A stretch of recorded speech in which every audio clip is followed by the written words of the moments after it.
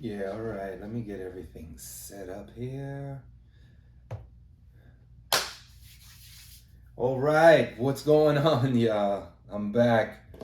It's Major Dream here on the Art Mob Pod, episode 15. And, we're here talking about a lot of things going on since the last episode. Definitely ran down the gambit. We're gonna talk about a couple of things that's gone on this last couple of weeks. The highlight of the last month has easily been um, Kanye West, aka now even not even aka like his name is Ye, aka Kanye West, Kyrie Irving, and his awakening and what it's done for the diaspora and those who have walked around in the dark for so many years. Um, Scam, bank man, fraud, and FTX. And that's still unraveling and unfolding. So, all of you crypto warriors out there.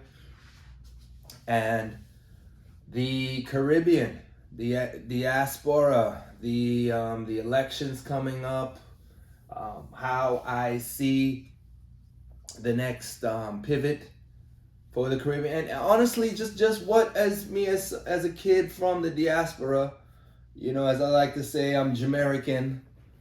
Uh, what can we do moving forward, and where are the opportunities? What are the opportunities out there for us?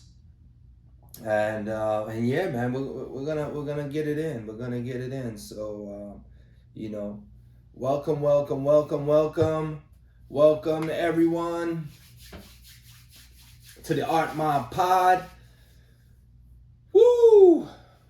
All right, all right, all right, all right. Yeah. So welcome everybody to the Art Mob Pod, where we discuss blockchain, NFTs, crypto, and really freedom strategies on how you can get off of the block and into blockchain by building new mind frame, new framework, and ultimately how you can use these tools and technologies to mint culture and generate legacy and move our people forward.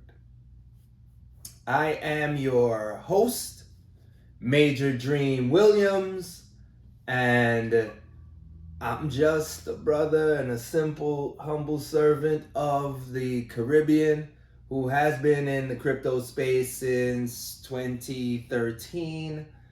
Um, and, just here to give my impact and input and just, where we're going to go with this, man. There's a lot going on out here, so. And look, none of this is really made to be financial advice. This is more made to be life advice to create freedom strategies, right? And what else? What are freedom strategies? Freedom strategies are anything that you can pull from to create a path for you and your family to get out of your situation and into a better space. That's ultimately what we're trying to talk about here. Um, the goal is to not just be a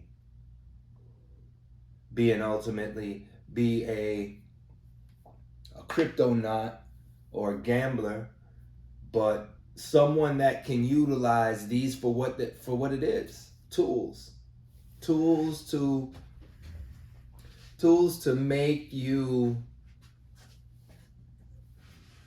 free of this matrix of this life that you were born into, that your parents thrusted you into with no manual, or no game plan, you know? Because for people like me, where I come from, you know, a lot of us weren't born with that proverbial silver spoon. A lot of us weren't necessarily even born with a father or a mother that knew much. So it is a real interesting point in time in life that we find ourselves in, because there's a lot of awakening going on. There's a lot of ownership of who you are, what you are, and people that realize that we live in the information age. So all of the information is there.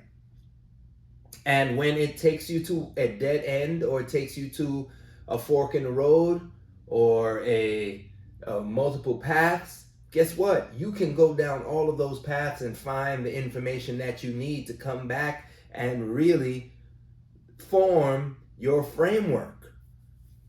And that's what I find here, because as a lifetime seeker and as a traveler and as a world traveler, you know, I've learned a lot from a lot of really amazing people. Let me take these off here. My fake frames, even though I probably need some glasses now. But what I've realized just by traveling is that, look, everybody lives life a little bit differently, and we all do what's good for us, but it's based off of what we know. And when you are traveling to many places in the world, and you find that most people aren't really checking for how you do things, you realize, well, let me check in on how they do things. And you find that many people operate differently. Indeed, indeed, indeed, indeed, indeed. And no better time or no better opportunity than the last, you know, or I would say not opportunity, but no better example of this is going on than the last couple of weeks. You know, focusing on first Ye and his battle with the system. Most people want to call it the battle with the Jews, but he's not battling the Jews. Most people want to say that, or at least his big issue was that they were calling him an anti-Semite, and that right there was a bit triggering to everyone. And you know, Dave Chappelle said it on his Saturday Night Live monologue. You know, Kanye was like, "Hey man, I'm tired day, and when I get up, I'm going to go DEFCON 3 on the Jews." Right? And those were definitely words that he really woke up a beast, because right after that, everything started. He was battling with all of his detractors and all of his people in his business, which ultimately is in entertainment, music, fashion, art. And all of his contracts and all of his business ceased to exist after this. At least his business with his particular partners, Adidas, Balenciaga, CAA, anything that was affected, you know, even the banking, anything that was affected by his relationship or his partnerships with the establishment. And when it comes to the Hollywood establishment, because at the end of the day, he is in entertainment. He is in entertainment. So everyone that's involved in that happens, at least people at the top layers of this, happen to be of a certain Jewish descent, or at least the way the United States likes to look at it, as Jews. And everyone was rank and file and they all went after Kanye, dropped Kanye. The man lost $2 billion over a weekend, within a week. And that right there is some expression of power.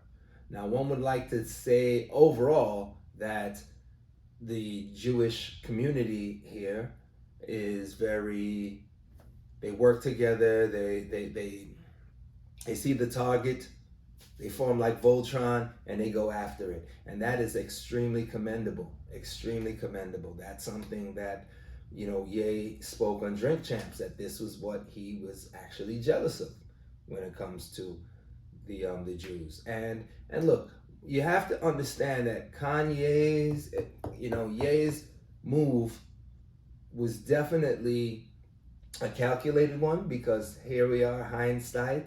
This was about a month ago this started. So hindsight, he is now out of his deal, which is something that he wanted to be done.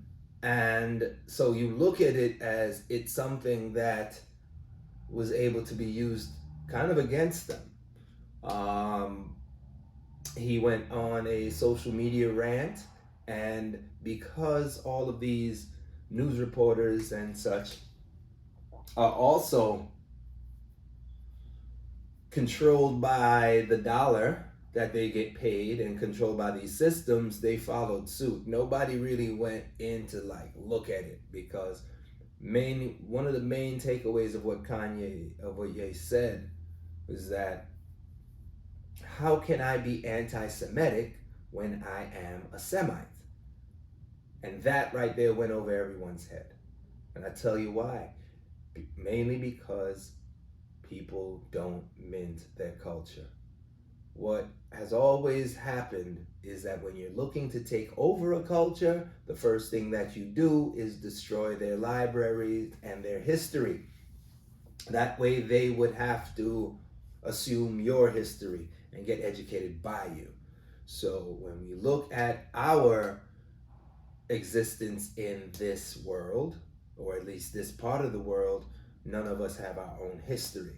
So you have groups that some know themselves, some go with oral tradition, some don't know themselves, some fight it off, but yet here we are, we have someone who's a multi-billionaire, put his money where his mouth is and risk all of it to prove his point.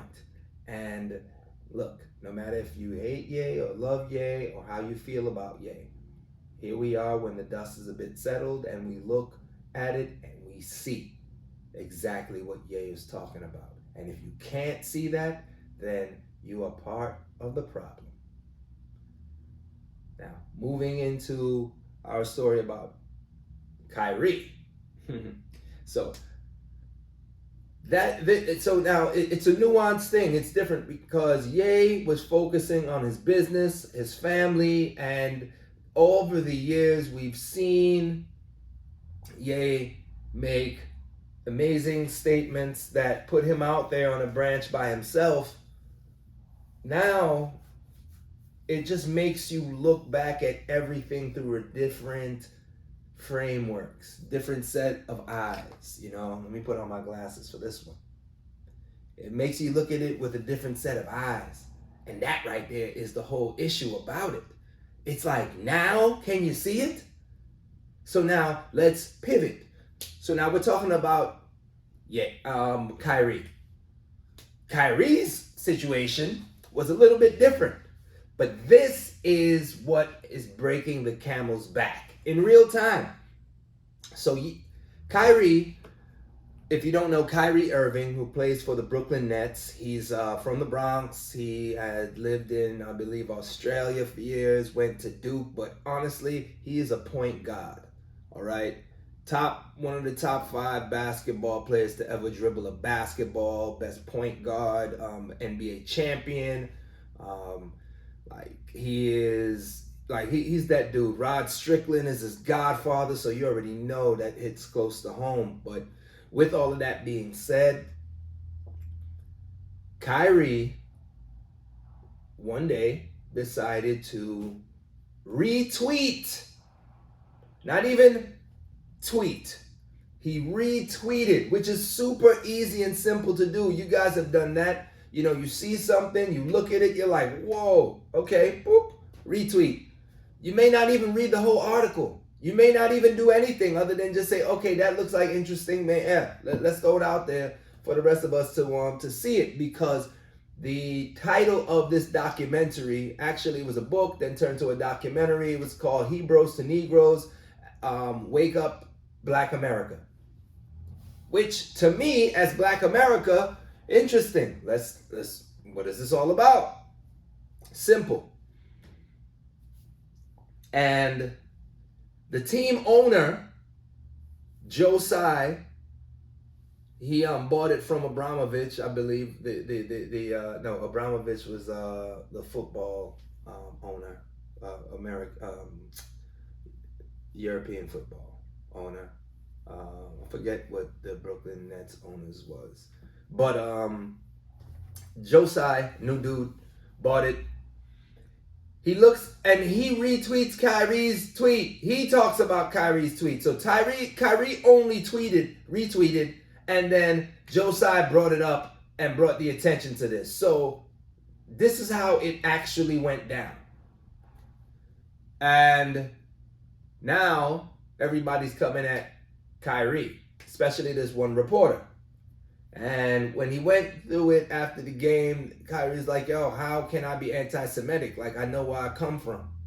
Which, boom, that's the thing. This is the crux of the beef. Because again, Kyrie only retweeted something that was on Amazon. He didn't talk about it. Joe Tsai, the team owner, brought it up. And he didn't even want to go delve into it, but he got into a back and forth with a news reporter. So again, he was being provoked on all of these fronts. So to me, it seems like a coordinated attack. But let's go into this further. So they suspend Kyrie because immediately the ADL comes out and calls him anti-Semite. Now, that right there is a very weaponized word when you realize Jew didn't even enter the English language until 1800s, to the mid 1800s. And it wasn't even a thing, right? And most people, if you guys really want to figure it out, Judah is not Jewish, okay? The tribe of Judah is not Jewish, right? Ashkenaz are the Jews that we normally see running around here, i.e. these white folks that claim Jewish heritage, right? These were converts that came out through Russia. That's why they are also super pale. And I don't know if you guys also know this. This is a fun fact. A lot of these Jews, when they went back to Israel, the highest rate of skin cancer. So to think about a group that are supposed to be from a certain area who kind of come back to an area, now the sun is trying to kill them. This doesn't make any sense to me. However, this is the world that we live in. So now they're focusing on Kyrie, and then it was just the media storm. And look, you know we don't like bullies, and it just seemed like everybody was trying to bully Kyrie, which, you know, none of us like it. So now guess what that has done? Because it wasn't that Kyrie woke everybody up, because Kyrie could have probably tweeted that or retweeted it, and it would have just went by the wayside. But it was because Joe Tsai decided to bring it up and earn points with the Jewish community, which is looking like what he was trying to do. Because why would you go after one of your players like that if he's going to try to win you games?